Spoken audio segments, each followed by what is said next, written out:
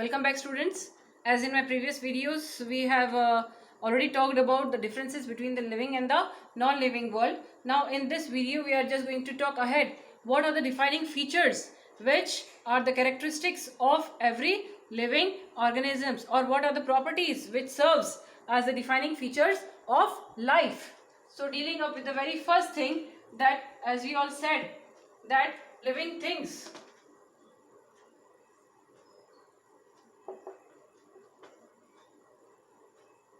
grow and develop. Okay, so when we are talking about the living beings being growing and developing, so here when we are talking about the growth and development, basically it is concerned with the increase in the size of every living organism. Size, when we are talking about the size means the longitudinal as well as the horizontal size, that is the height of the living organism as well as the dimensions of the living organisms. Clear? Now when we are talking about the increment in the size of any living organism, definitely it is going to include the increment in the number of the cells.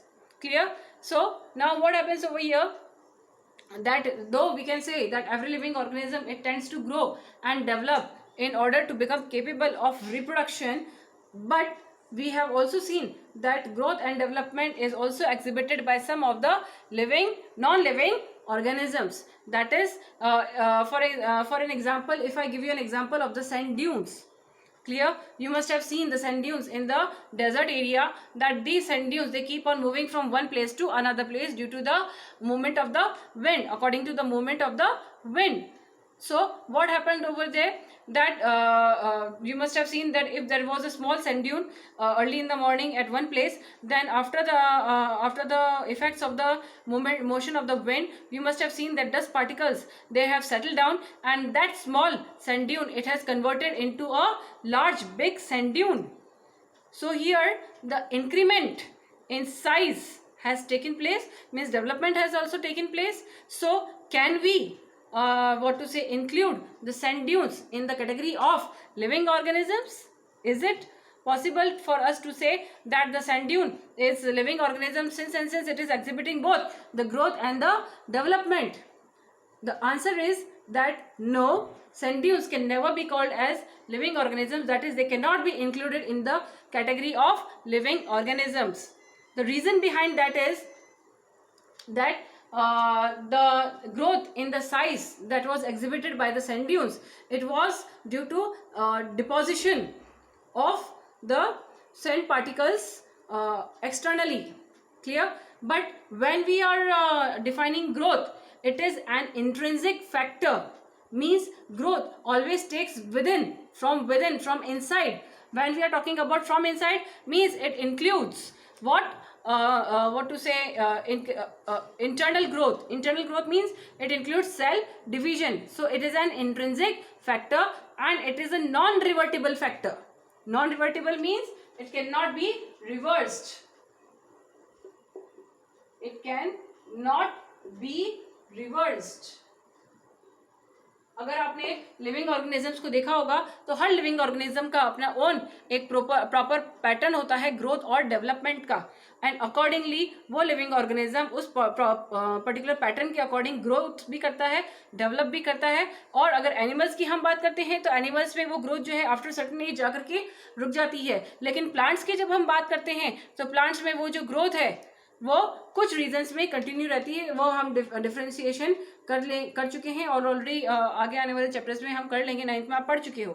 ठीक है. So what happens over here कि living organisms में जो growth होती है, it is an intrinsic factor, मतलब जो growth है वो इंटरनली अकर कर रही है. इंटरनली कर रही है मतलब it is due to the result of cell division, increasing the increment in the number of the cell, and hence it is a non reversible process. यानी अगर किसी लिविंग ऑर्गेनिज्म ने एक पर्टिकुलर हाइट अटेन कर ली है तो वो वापस जो है रिवर्स होकर के छोटी हाइट का नहीं हो जाएगा. It is not going to reduce in size.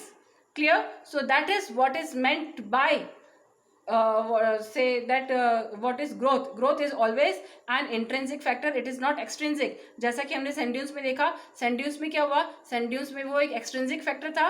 क्यों? क्योंकि sand dunes का जो size increase हुआ, that was the resultant of accumulation of the dust particles or the sand particles from the surrounding atmosphere. ठीक है. और अगर फिर वापस विंड ब्लो करती है तो विंड जो है उस पर्टिकुलर सैंड ड्यून्स पर से उन सैंड पार्टिकल्स को फिर वहां से लेके जाएगी और दूसरी जगह पर जाकर के डिपॉजिट कर देगी. दैट मीन्स कुछ टाइम बाद में हो सकता है कि आपको वो पर्टिकुलर सैंड ड्यून उस पर्टिकुलर जगह पर नजर ही ना आए, और अगर आ भी रहा हो तो there might be chances of reduction in sizes, है ना. तो यहाँ पर क्या होगा कि वहां पर वो एक रिवर्सिबल प्रोसेस हो गया कि ग्रोथ हुई और होने के बाद में वापस जो है खत्म हो गई. It has reversed itself. So वहां पर वो एक reversible process हो गया.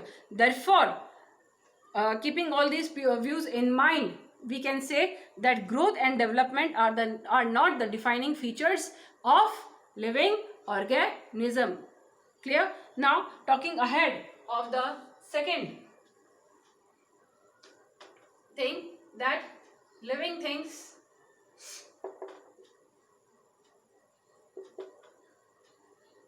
reproduce. ठीक. Of course, all the living things they do tend to reproduce, though it is not an essential feature of every living organism. लेकिन of every living organism का मतलब जब मैं कह रही हूँ, it is not an essential feature of the individual. At the individual level ये एक necessary feature नहीं है. ठीक है. लेकिन it is very very significant for a species because the continuation of the survivability of the species is basically dependent upon the process of reproduction, and accordingly her living organism अपनी body structural organization के हिसाब से various modes of reproduction acquire करते हुए आगे की ओर propagate करता है, यानी अपनी species का जो number है उसको increase करता है. Getting my words clear? So accordingly हम कह सकते हैं कि जो प्रोसेस ऑफ रिप्रोडक्शन है that is defining feature of all the living organisms. But here again one thing is that कि कई सारे एक्सेप्शनल केसेस हमें देखने को मिलते हैं. पहला जो एक्सेप्शनल केस है that is the exceptional case of a mule. Mule की जब हम बात कर रहे हैं, it is a hybrid variety produced by intercrossing of horse and a donkey. Horse and donkey, यानी इसमें हॉर्स का लेबर है, सॉरी हॉर्स का पावर है एंड डोंकी का लेबर है. It is having the power of the horse as well as the labour of the donkey. Clear? And ऐसे living organisms को हमने ओन बेनिफिशियल पर्पसेस के लिए डेवलप किया हुआ है ताकि आगे जाकर के हम इनसे अपनी ओन बेनिफिट्स जो हैं वो अक्वायर कर सकते हैं. एंड अकॉर्डिंगली आपने देखा होगा mules they are used in hilly regions for transportation processes. ठीक है. जहाँ पर हिली एरियाज है, टराइन्स हैं, ऐसी जगहों पर म्यूल्स जो हैं वो यूज में लिए जाते हैं ताकि ट्रांसपोर्टेशन मतलब सामान को एक जगह से दूसरी जगह पर ले जाने के लिए काम में आ सके, प्लस ह्यूमन बीइंग्स को भी एक जगह से दूसरी जगह पर ले जाने के लिए काम में आ सके. मतलब जहाँ पर हायर रीजन्स हैं वहाँ पर इजिली ये लिविंग ऑर्गेनिजम्स को कैरी अप कर सकते हैं. ठीक. बट दीज म्यूल्स, जब हम इन म्यूल्स की बात कर रहे हैं, दीज हाइब्रिड वेराइटीज, जब बात इनके रिप्रोडक्शन की आते हैं तो they are not capable of reproducing. Not capable of reproduction. ठीक. ऐसे ही दूसरा एक एग्जांपल हम देते हैं आपको, that is zebronsky. Zebronsky again it is a hybrid of zebra and a donkey.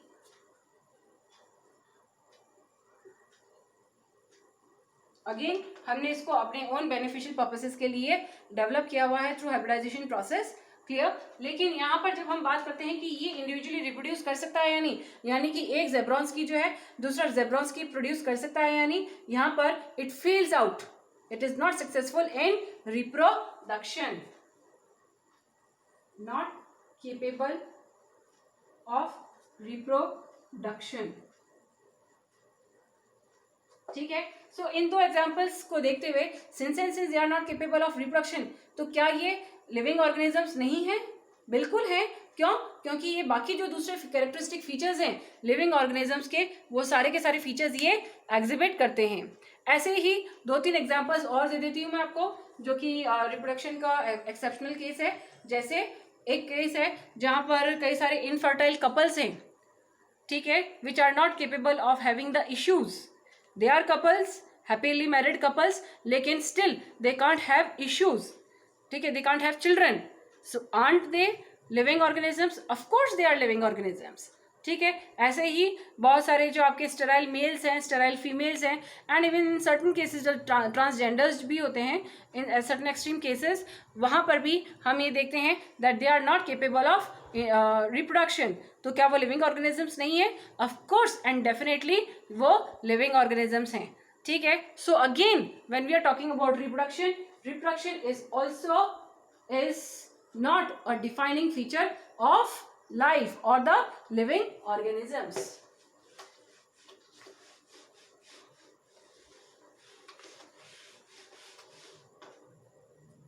Clear? So ये दो टॉपिक्स तो आपके कट डाउन हो गए हैं। Now third, metabolism, that living beings metabolize.